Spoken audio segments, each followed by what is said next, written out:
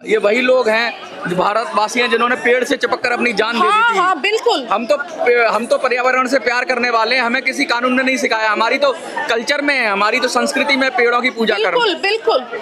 बोलते हैं कि हर पेड़ में एक तरह का परमात्मा का रूप है। हाँ, पीपल के पेड़ की पूजा हिंदू होती के है। इसमें बोलते हैं। और इतने सारे ट्राइबल्स को उठा करके जेल में डाल दिया क्योंकि वो बेचारे पढ़े लिखे नहीं है, वो इतना फाइट नहीं कर पाते हैं। इतने सारे ट्राइबल्स को उठा करके आपने मार दिया, शोषण कर दिया, उनपे गलत तरह का केस लगा दिया। ये सब क्यों कर रहा है सरकार? किससे पूछ के कर रहा है? तो हम आज आए हैं सरकार से रिक्वेस्ट करने। सरकार से हम रिक्वेस्ट करते हैं कि प्लीज जंगल को प्लीज काटना बंद करो, जंगल को बचाओ, पेड़ बचाओ, जंगली जानवरों को बचाओ। हमारी जिंदगी बचने के लिए यही एक तरीका है। इससे हमसे मत छीनो, हमारे बच्चों से जंगल मत छीनो, हमारे बच्चों के लिए खुली वातावरण और अच्छी हवा मत छीनो। ये हमारे सरकार से दरख्वास्त है, हमारे सरकार से एक रिक्वेस्ट है, प्लीज। और जो जॉब्स क्रिएट करना है, जो डेवलपमेंट करना है, आप बाकी जगह पे करो ना, जंगल को छोड़ दो, जंगल को उसके राह पे छोड़ दो।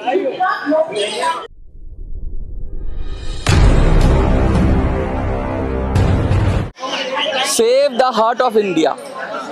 आज पशु प्रेमी जंतर मंतर पर इकट्ठा है और ये पशु प्रेमी नहीं है, ये पृथ्वी को प्यार करते हैं, एनवायरनमेंट को प्यार करते हैं, पर्यावरण को प्यार करते हैं, ये आदिवासियों को प्यार करते हैं और ये इस पूरी दुनिया को प्यार करते हैं। ये चाहते हैं कि इस दुनिया को बचा लो। अगर दुनिया को इसी तरीके से उसका दोहन करते रहे, शोषण करते रहे प्रकृति का, तो एक दिन ऐसा आएगा कि मनुष्य की शायद जाति ही मिट जाए।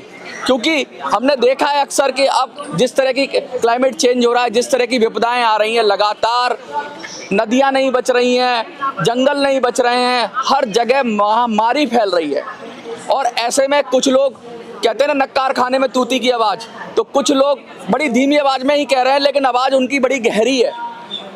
बहुत बड़ी बात कह रहे हैं ये लोग। और अगर अब नहीं जागे तो फिर कब जागोगे?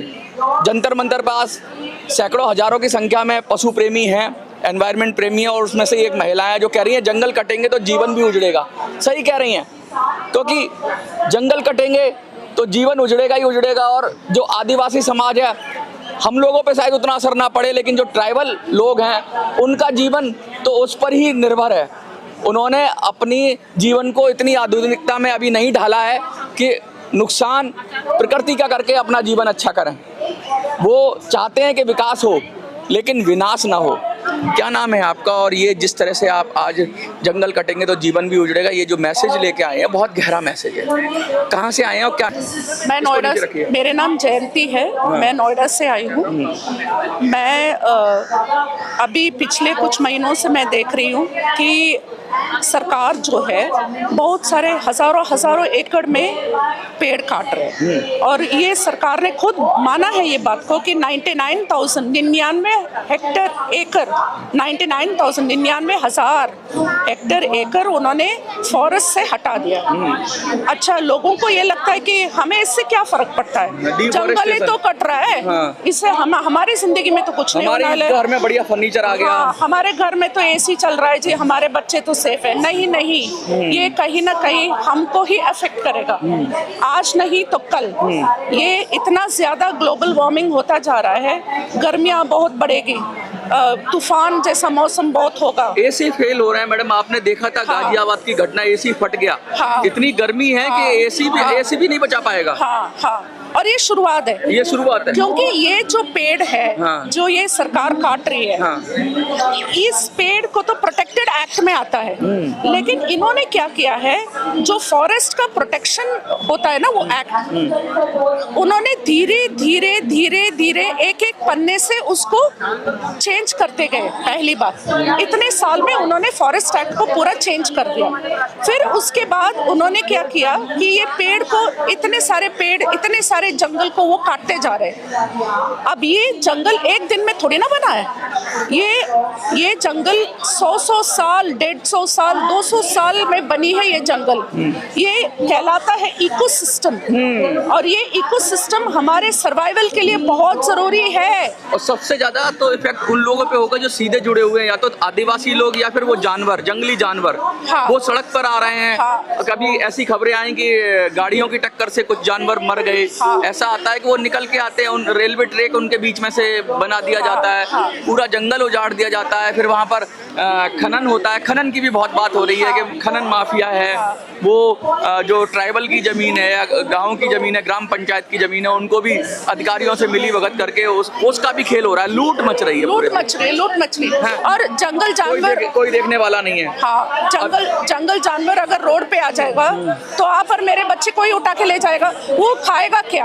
हाँ। अगर जंगल ही नहीं बची तो उसको खाना कहाँ से आएगा? पहाड़ की अभी आपने अरावली का बहुत बड़ा प्रोटेस्ट हुआ था कि अरावली के लिए सुप्रीम कोर्ट ने एक ऑर्डर पास कर दिया था कि भाई इतने ऊंचे हाइट तक के अरावली को पर्वतमाला ही नहीं माना जाएगा। तो मतलब क्या हो रहा है देश के अंदर कि कुछ भी मतलब कैसे भी करके लूट लो, संपत्ति को लूट लो, और लूट कर क्या हासिल करेंगे हम लोग? अच्छा, ये बोल रहे हैं कि डेवलपमेंट होना है। हम तो डेवलपमेंट के विरोधी नहीं है। डेवलपमेंट का मतलब क्या है? कहा जाता है कि डेवलपमेंट इंक्लूसिव होना चाहिए। डेवलपमेंट एक्सक्लूसिव नहीं हो सकता है। इंक्लूसिव डेवलपमेंट का मानी ये है कि सारे पेड़, जंगल, फॉरेस्ट, वाइल्ड लाइफ, सारे कितनी सारे पक्षियों का घर मिट गया, कितने सारे ऐसे कीड़े मकोड़े हैं जो इस जंगलों में रहते हैं, जो हमारे पर्यावरण का एक बैलेंस बना के रखते हैं। कितने सारे हजारों करोड़ों जीवन जंतु का मृत्यु हो रहा है। अच्छा, ये लोग उसका कोई लेखा जोखा भी नहीं है। हाँ, अच्छा, ये लोग कहते हैं कि नहीं जी, डेवलपमेंट होना है तभी हम जॉब्स प्रोवाइड करेंगे। सरकार के पास है डेटा, कितना जॉब प्रोवाइड करेंगे? और जंगल को काट के जॉब क्यों प्रोवाइड करना है? जॉब प्रोवाइड करना है और तो मांगा किसने है जॉब? जंगल काट के। जंगल काट के क्यों? अच्छा, कितने सारे आदिवासी लोग हैं जो पानी में उतर के इतने महीनों तक ये लोग इस अनशन में बैठे हैं। क्या सरकार को दिखाई नहीं दे रहा है? और कितने सारे ऐसे लोग हैं जो डायरेक्टली इनडायरेक्टली, जैसे आप कह रहे थे, इससे कमा रहे हैं, जंगल से कमा रहे हैं। जीवन चल रहा है सरकार खुद कमा रही है। ट्राइबल टूरिज्म, इको टूरिज्म और ये रेस्पॉन्सिबल टूरिज्म, सस्टेनेबल टूरिज्म, ये सब से कितना सारा पैसा सरकार भी कमा रही है। तो ऐसा तो नहीं है कि जंगल आपको कमा के कुछ नहीं दे रहा है। और आप होते कौन है पेड़ काटने वाले? किससे पूछकर आप पेड़ काट रहे हैं? क्या आपका दादा परदादा का जमीन है क्या कि आप काट सकते हैं? ये जितना भी सरकार सोचती है कि ये मेरा प्रॉपर्टी है, मैं कुछ भी करूं, ये सरकार कौन है? सरकार तो जनता है। जनता ही सरकार है। क्या जनता से पूछा आपने? नहीं पूछा। क्या जनता से आपने राय लिया कि हम इतना पेड़ काटने? 99 हेक्टेयर एकड़ कितना बड़ा फिगर है। आप खुद कौन होते हैं फैसला करने वाले? तो इसलिए हम इसके खिलाफ है। और सबसे दुख की बात यह है कि अगर हम सुप्रीम कोर्ट में केस डालने जाते हैं तो सीजीआई का रिमार्क्स इतना ऐसे रिमार्क आता है जैसे जंगल, पेड़, जानवर को प्रेम करने वाले तो लोग तो वैसे डॉग्स के लिए आ गया। एबीसी रूल था, डॉग्स कहीं भी उठाओ, कहीं डाल दो ना। उसकी समझ है कि डॉग्स कैसे जीता है, कैसे रहता है, कहाँ उसका क्या एटमॉस्फेयर। स्ट्रीट डॉग्स के बारे में बात कर रहा हूँ। सीधा एक जज साहब खड़े होते हैं और वो फैसला दे देते हैं बिगर सोचे समझे, बिगर एक्सपर्ट्स की राय जाने हुए कि भाई उसके लिए क्या जरूरी है कि उसको उठाओ और हटा दो। बस हमें पसंद नहीं है तो हटा दो। आप सारे एनवायरमेंटलिस्ट को ब्रांड कर रहे हो कि ये लोग तो वैसे ही आ जाते हैं, इनके पास कोई काम नहीं है।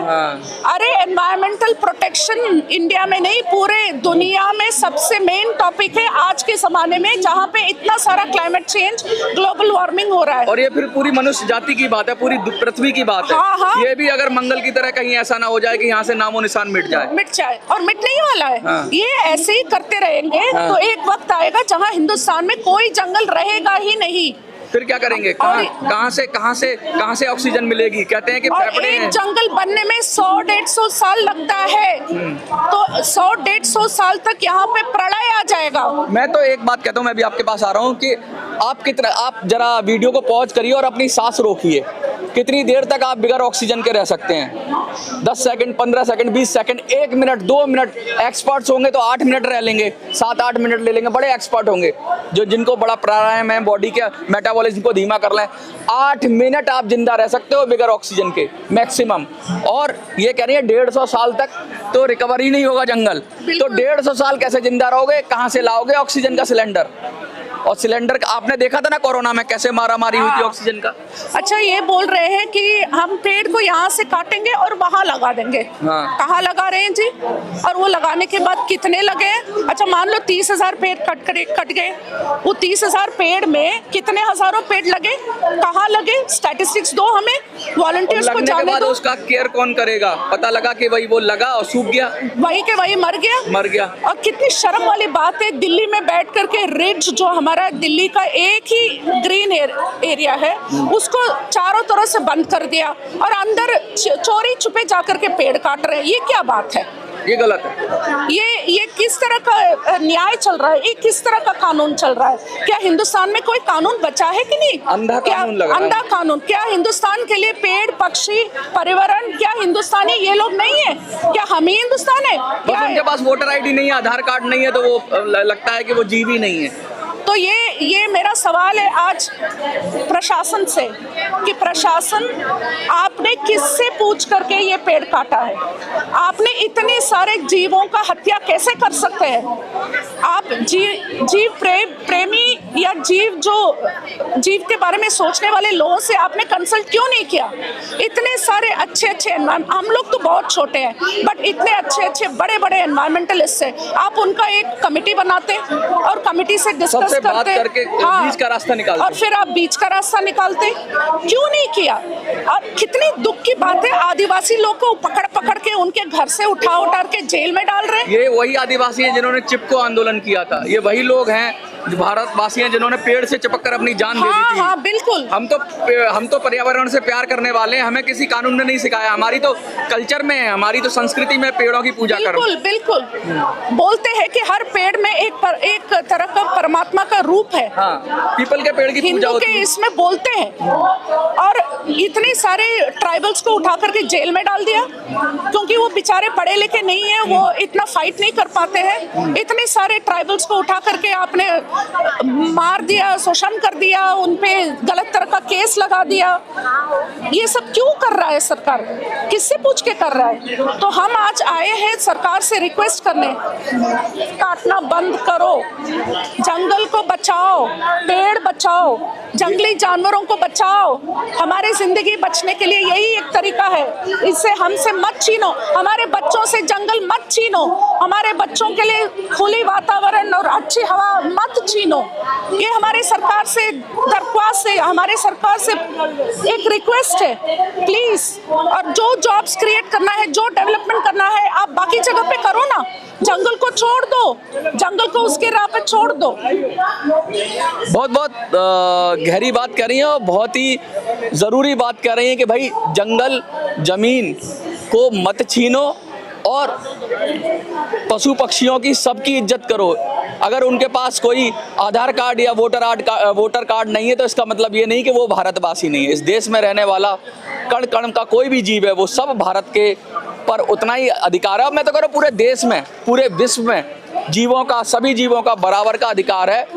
उनको विनाश करके अगर हम अपना विकास करेंगे तो सबको पता है कि ये सब सर्कुलर है, सारा एक दूसरे पे डिपेंडेंसी है, ये पूरा चैन है। अगर एक को भी हम डिस्टर्ब करेंगे तो फिर वो परिणाम हमारे ऊपर भी आएगा। और ये मत समझिए कि आज जंगल काट दोगे, पशु पक्षियों को मार दोगे तो तुम बच जाओगे, अगला नंबर तुम्हारा है। आपको क्या लगता है? कमेंट में लिखिए।